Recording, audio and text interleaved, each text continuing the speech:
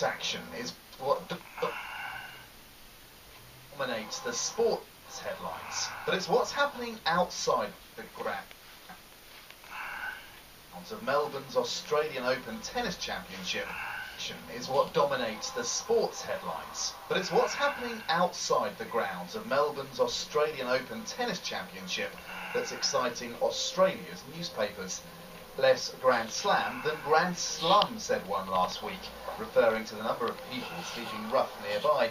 Television news programmes too have focused on the shame of tennis fans having to see homeless people blighting the city. Initially, police said there was little they could do to clear the streets. It's not an offence to be homeless.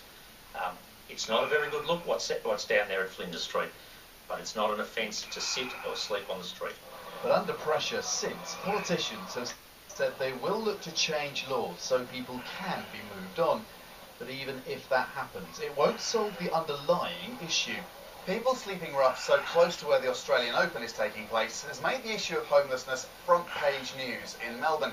But it's not just there that the number of people sleeping on the streets is going up.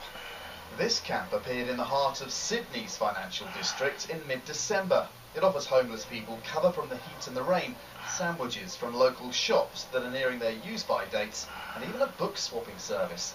The man whose idea it was is homeless himself. He says 400 people are using this impromptu community centre every day. I looked around and I looked at what the alternatives might be for the people that were saying they didn't feel safe. There weren't any.